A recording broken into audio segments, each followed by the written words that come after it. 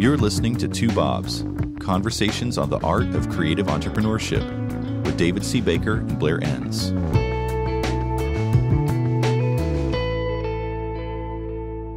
David, today I'm going to interview you as we do, but we're going to have what I suspect is going to be a broad-ranging discussion on a topic that you suggested that does not have a name. So I've taken the liberty of naming today's episode. I'm calling it the Hate Sandwich. This is why you don't run a naming firm. You run a training company. And when you say we're going to have a wide-ranging conversation, that's usually a hint that you don't think I've got a deep enough subject chosen, and you're going to have to find a way. Yeah. Oh, man, you know me so well. A wide-ranging discussion because you have this crappy idea here that I don't agree with at all. So state your premise. So let me back up a little bit. Because I know this is from a forthcoming book. Am I allowed to ask you about that forthcoming book? Yes, you're allowed 42 seconds per episode. Because you haven't published a book in like 6 months. It was all ready to go before all this stuff hit. This is about the world's worst time to introduce a book, so it's kind of sitting there. What's it called? Actually, it's called Secret Tradecraft of Elite Advisors, and then the subtitle is Covert Techniques for a Remarkable Practice.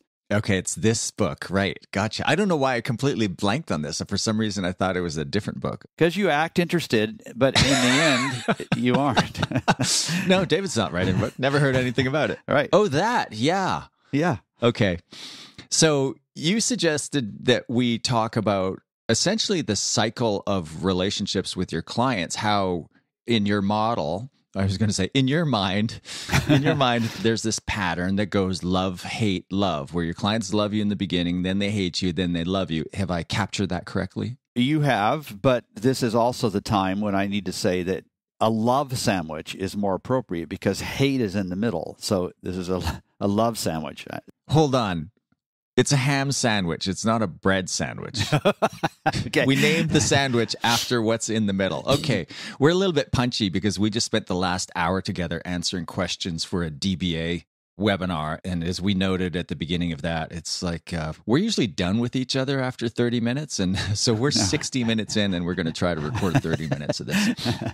Yeah. Okay. Do you want to explain love, hate, love, or where did this come from and what's the basic premise? It comes from the book that is meant for all of my audience to help them think through how to be good advisors. And one little section in there is about this path, this journey that seems inevitable in terms of how your clients might think about you differently as time unfolds. But the reason that idea came to me years ago was just sorting through. I have this electronic folder. So when somebody sends me this thank you email, I consider that so precious that I save it. And now I have 3 of them after 25 years. No, there's a lot more than that. But I was looking back through that. And sometimes when I get discouraged about something, I'll go read those and it just warms my heart about the impact that I've had on somebody and so on. And then I just started noticing that, oh, when do I get these? At what point do I happen to get these? And so I started to look at that for my own practice, which really isn't all that important or interesting to our listeners. But I started to look for those same clues in my clients by surfacing what was happening with their clients. And it was the same thing. And so it interested me to think about, I guess, that flow. How does the timing work? What's that arc look like in terms of how your clients think about you at different points? And when I sent you the topic idea, I was fully prepared to say, what? Like, that's more of a 2-minute conversation, David. Come up with something more substantial. So I was glad that you were interested in talking about it.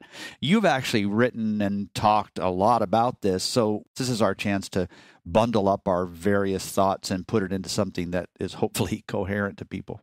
As you're explaining this, I had this big grin on my face because I'm doing the first pricing creativity bootcamp. So there's 6 training modules, 6 classroom sessions. There's 20 owners of 20 different firms going through this. And we just had the first classroom this past week. So people have got into the first module. They're showing up in the first class. And there's a guy I know, you know him too. I've worked with him over the years. And he was quite effusive, saying, I got so much value out of this first module. It's just raving. It's just the highest compliment you can hear. And I'm left thinking, okay, we could just end it now and you would have gotten your money's worth. But I know this is not how this story ends. Right. You're going to hang on to that email and balance it against the other one you're going to get later. The same person in a few weeks is like, because the hard work is coming. Right. The hard work is coming, and the opportunity for me to fail as a facilitator is coming, and the opportunity for him as somebody who has to implement the advice to fail at that is coming. So the hate is coming. I've been through this enough. I've seen this movie. I know, if not how it ends, I know what's next in the journey. Right. The same person who's just raving about all the value is equally likely to be complaining and to be thinking negative thoughts about me in just a few weeks' time. And that's the cycle that you're talking about, right? It is. So using that as an example, how do you judge how well a relationship went with a client, and by extension, our listeners? Can you even judge how well a client relationship went right now at the early part or mid part of a relationship? I suppose you could, right? But isn't the ultimate test more, is your kid in jail or not? So far, neither of my kids are in jail. That's really good. So that's success in my book. No, actually, my standards are a little bit higher than that. But it just brings up the point that we have to think about this longer arc of time. And unless clients dip down and rise higher, unless we're prepared mentally to accept the fact that our clients are going to feel about us differently at different points, then we might be too surprised and might even get discouraged about it.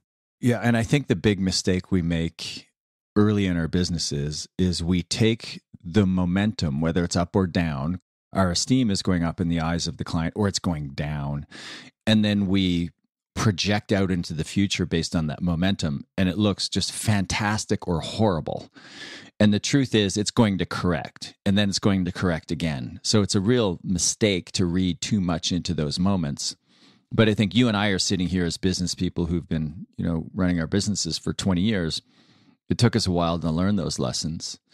Right. I'm also thinking of, as I was telling you the story of the one person in the program, we have another client who just a couple of weeks ago was raving about one of our offerings that he's enrolled in. And he said, I don't know why everybody isn't in this forever. And then yesterday just decided he's done. Oh, yeah. So when I first heard the comment from his coach that I don't know why everybody doesn't do this forever, I thought, just wait, 60 days later. Yeah. What you just said fascinates me. I'd never quite thought about it that way, where you are projecting the future based on the arc. So things are a little worse today than they were with your client a week ago. And so you just assume they're going to continue to get worse forever. And that's not healthy. Neither is it healthy to assume that they'll continually get better. And also, you've got to look deep into your motivations as a business owner. We could do a whole nother episode on how does this play out with your employees and what they think of you and your leadership. So when you have a gauge and you're trying to measure something that changes quickly, and it changes so quickly that the needle would be almost unreadable because it's moving back and forth, you dampen that needle. And that's what we're talking about, is to have some sort of a dampening source in there to make that work. And, just so we catch the Twitter stuff before it happens, I don't know if that word is damping or dampening. I think it's dampening, but I'm not sure. I'm okay with either. Let's begin at the beginning. That's a good place to start. Yeah. That just came to you, right? So what I want to ask you is, where is the beginning? Is it from the moment you're hired, or is it from the moment the client becomes aware of you? When do they fall in love with you? Well, they usually fall in love with you before they explore the notion of working with your firm, I think, or they wouldn't even explore that notion. And they'll sometimes tell you that when you ask them, hey, how did you hear about our firm? And they'll tell you. Sometimes they won't, because they don't want to give you any unfair advantage. And then sometimes their fear or their impression of you, the good impression of you, is magnified by the whole process, the whole sales process. And this is where I need your feedback as well. But it seems to me like you're not intending with your clients to help them create a sales process that's entirely enjoyable the whole time, because sometimes that doesn't foster the truth. It's okay to have moments during the beginning where there is a little bit of tension, maybe not tension, a little bit of anxiety, a little bit of silence that you're not sure how to fill and so on. But yeah, it starts at the very, very beginning where they're drawn to working with you because of what they've heard. Although it's probably a mixed bag, especially the more well-known your firm is. They've heard a mixed bag. They feel like, okay, overall, I think the benefits seem to overwhelm the negatives here. We should look into working with this firm. And then their sales experience, they'll never forget their sales experience with you as a firm. That, to me, is something we don't talk enough about.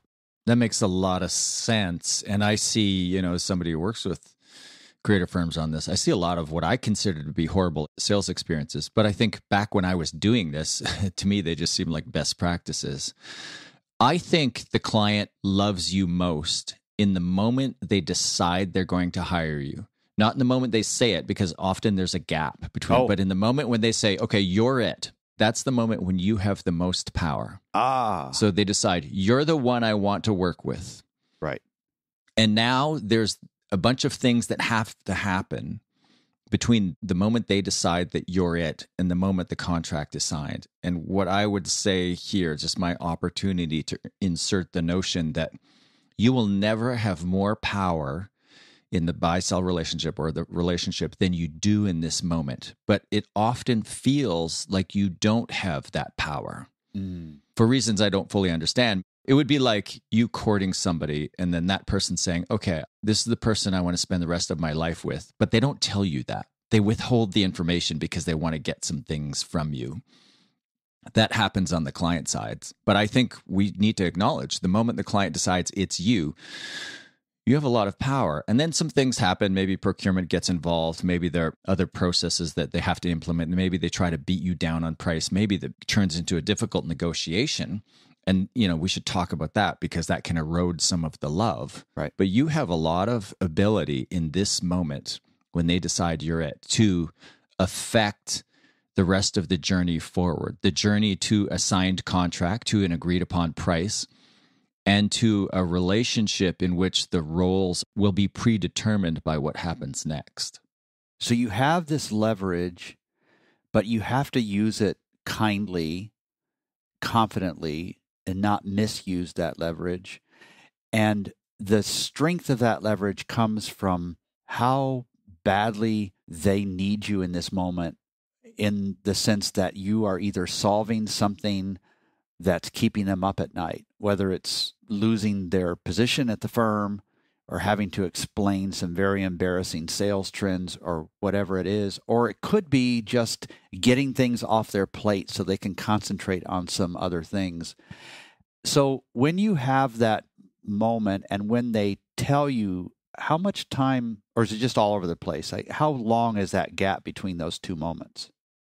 Well, it really depends on the organization and how kind of formalized they are about buying creative or marketing services, right? And also depends on who's involved, if I'm understanding your question correctly. Right. Like the gap between when they decide you're it and then when the contract gets signed. Right. It's an unfortunate reality among large marketers these days that the moment the marketer decides, okay, you're the one I want, they then have been trained and told that they need to step out of process and let a professional negotiator in the form of procurement step in and negotiate to the final agreement. And so I think what those client organizations and the procurement department in particular don't appreciate is there has to be this relationship of, let's call it trust instead of love. There has to be this relationship of trust and belief and faith in the other party. And it's often eroded through the negotiating process. It's rarely eroded through the negotiating process when the client or the marketer is doing the negotiator,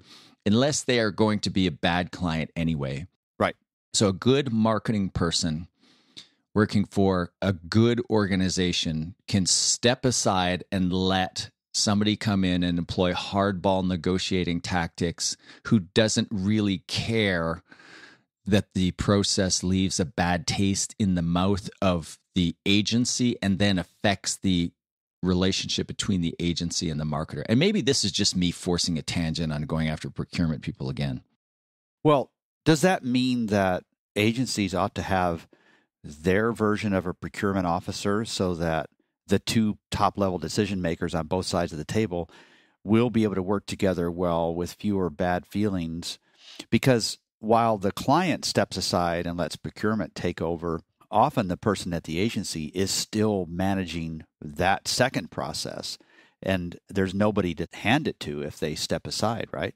Yeah, when you get to the larger agencies or creative or marketing firms, not just ad agencies, what happens in that moment gets handed off to procurement. I'm describing it as a lot cleaner than it always happens. And then it gets handed off to finance on the agency side. And then those two parties can kind of, neither party there is emotionally attached to the work the way the marketer would be and the way the agency team that would be doing the work. So with those parties, the negotiations can become quite personal. When you have professional negotiators on both sides, it's actually kind of I'll call it a fair fight, but it's not about it being fair. It's about people understanding each other in the same terms. Right. You're listening to Two Bobs, conversations on the art of creative entrepreneurship. Your hosts are David C. Baker, author, speaker, and advisor to owners of expert firms, and Blair Enns of Win Without Pitching, the sales training and coaching program for creative entrepreneurs. For more information, go to twobobs.com. If you find this podcast helpful, please help us by telling a friend and rating us on iTunes. Thank you. Now back to David and Blair. Let's get through that gap. Let's say everything goes fairly quickly and smoothly from the moment the client decides to hire you to the moment they hire you. They look at you and think, you can do things for me those other firms I was talking to can't. I really believe that. You're the one. Let's move forward together. You get into the engagement. So you begin the honeymoon period, right? We use that term, right, where both parties are in love with each other. Then what happens? Then the prenuptial gets worked on, right? That's the contract, right? But Right. let's say we get through the prenup, we sign off, we have the ceremony, we go on a honeymoon, we're in love, everything's working perfectly. I hate this metaphor, but let's keep going. Where does the hate come from? Where does the middle part of the sandwich, what's the source of it? It's mainly, I think, from unmet expectations, which could be a problem because the creative firm, the digital firm, the agency, PR firm, they're not very good at meeting the expectations they've set. Or it could be that they have allowed the client expectations to just run out of control and they haven't brought them in. But I think at the base level, what's happening is that you are beginning to earn your reputation in this middle space. So the people that they have been hearing about you from are the ones who are not in this middle space. They have gone through the middle space and they've discovered that it's worth listening to you and that it's worth shoving this pain, this discomfort down, and that you should just follow their directions as much as you can. I mean, still think about it. That's what they're hearing.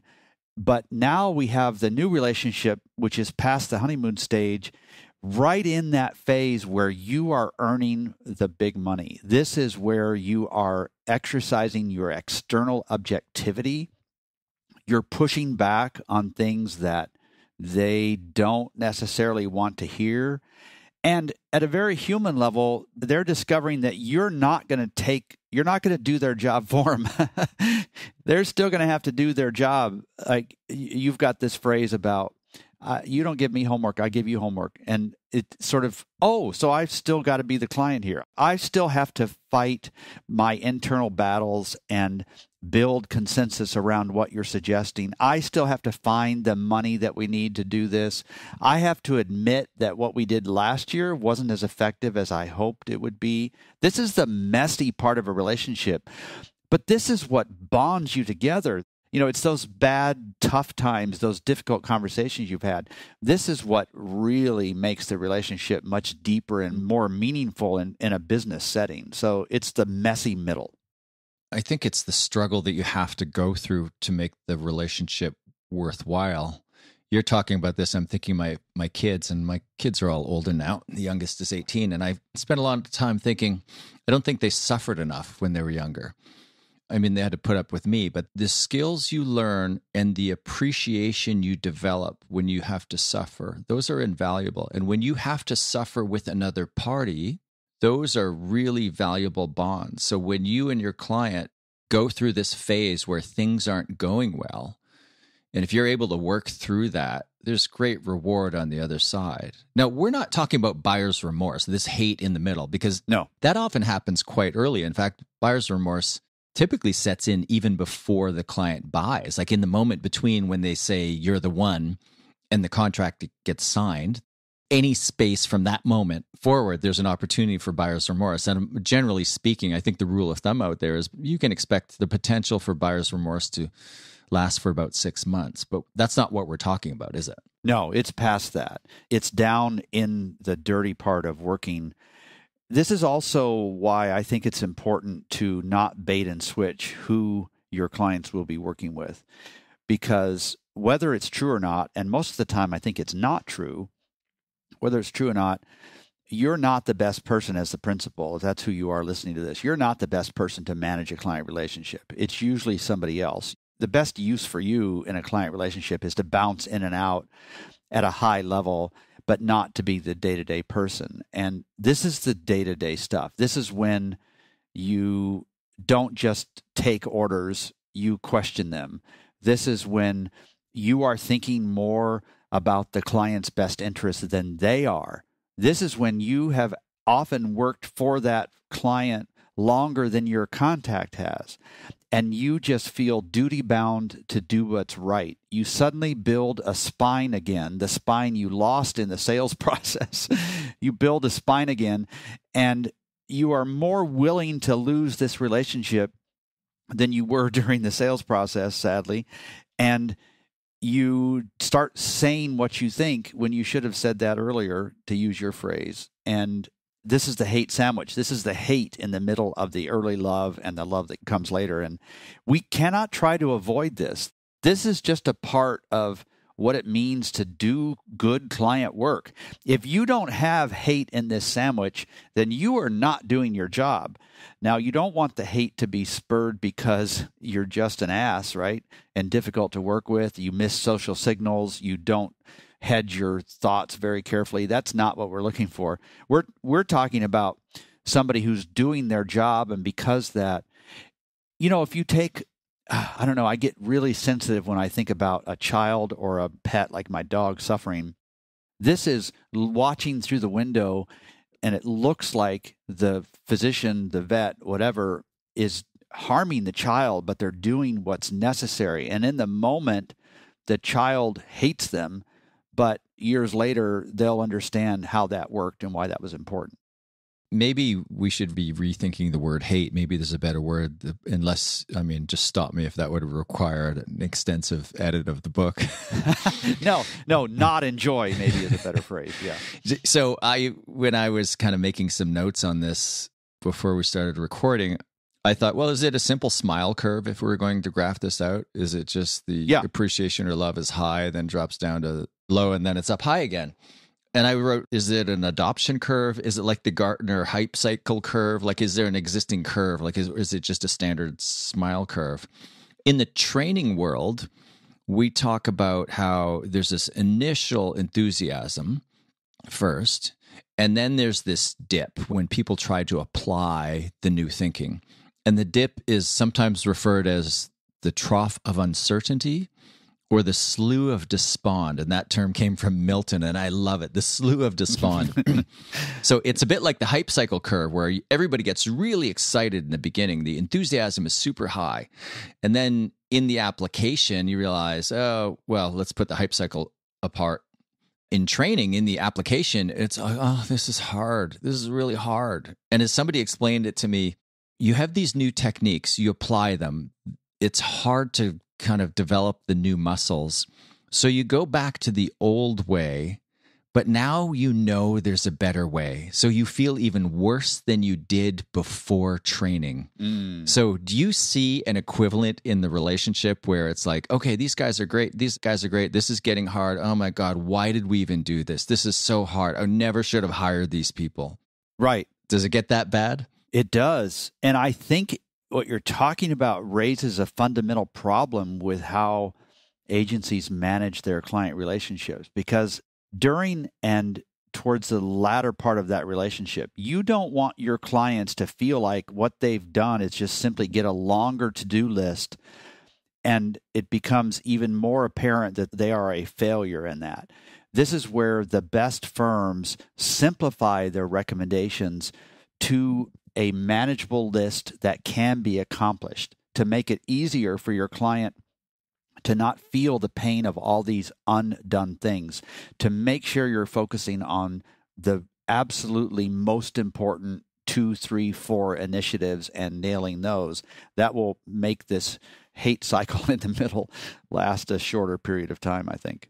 It's interesting. It wasn't on this recording, but the one we did just before this for the DBA webinar, you were advising somebody who had posed a question, and you said, at times like this, and we're recording during the corona pandemic, which is the years 2020 to 2026. At times like this, you're as much a coach as you are an entrepreneur. Just those words of yours are ringing in my ears as you're describing this scenario. And I know your book, there will be a lot of application for our listeners, but it's really meant for people like you or people who want to follow in your footsteps of being an independent advisor. But there's a lot of that applies too. You don't just show up and dump all this. Of course, you're being hired to do a bunch of work, but to your point, you're not freeing the client of maybe not a volume of tasks and to-dos, but of difficult decisions and taking responsibility for things and having conversations and selling things internally. You're not freeing the client from that. So in this moment, if you want to be effective at what you do, you have to be a coach. You can't just dump this stuff on your clients. The people who have these coaching skills tend to do better. You help your clients through these tough moments, because so often, if you want to transform your clients, nobody goes through any form of transformation without some form of struggle. Right. Yeah. If you want to avoid this middle sea of despondency, or whatever you called it, trough of despair. The slough of despond. Yeah. I picture this ship out there with all these bored sailors on it, and the wind has died completely for 2 months. If you want to avoid that middle period of despondency, then all you have to do is simply take things off your client's plate. And then you're not pushing back. You're an order taker. You are simply doing what they're asking, and they're grateful, but they're grateful for different things. They're grateful that they can keep focus on other things. You're not changing their business. You're simply just a hired gun. So you can see how some firms try to avoid this, and this is particularly true if they have a client concentration problem.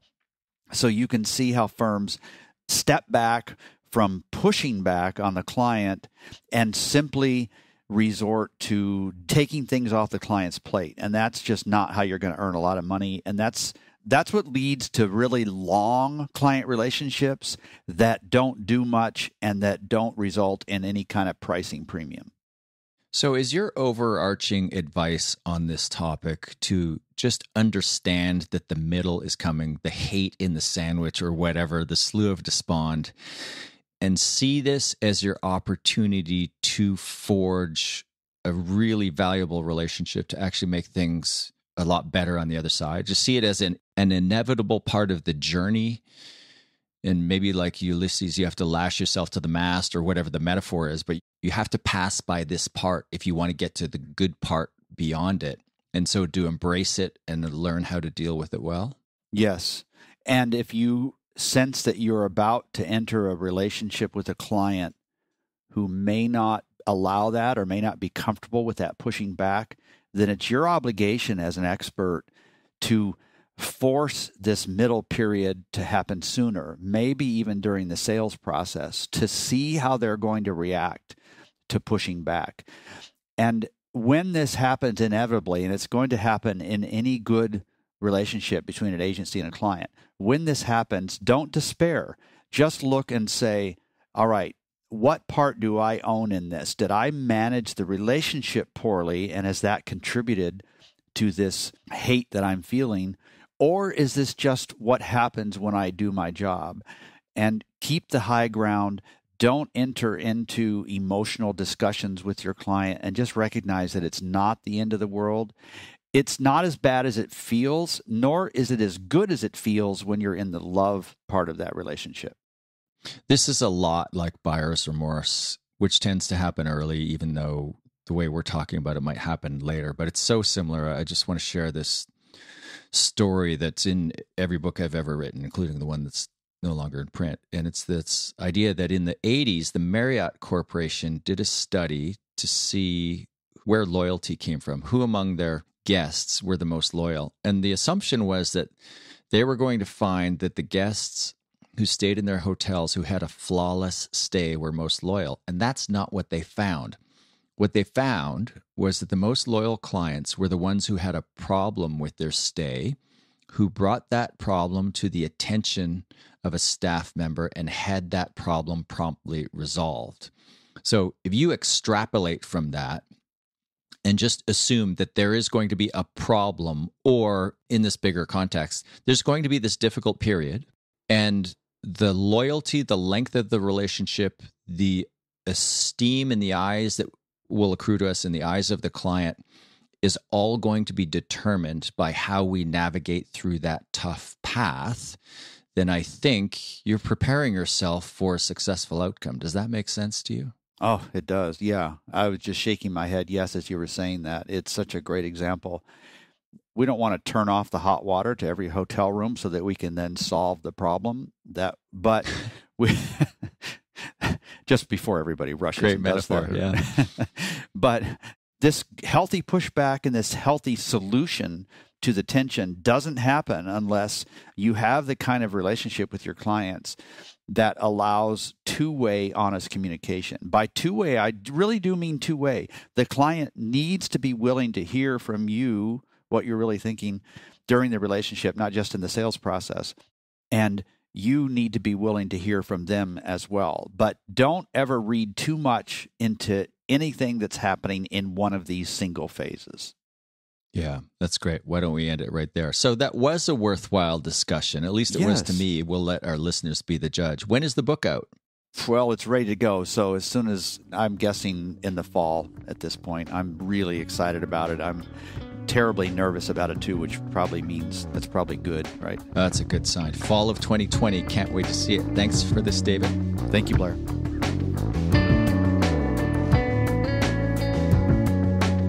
Thank you for listening to Two Bobs with David C. Baker and Blair Enns. Subscribe and learn more at twobobs.com. That's the number 2, BOBS.com.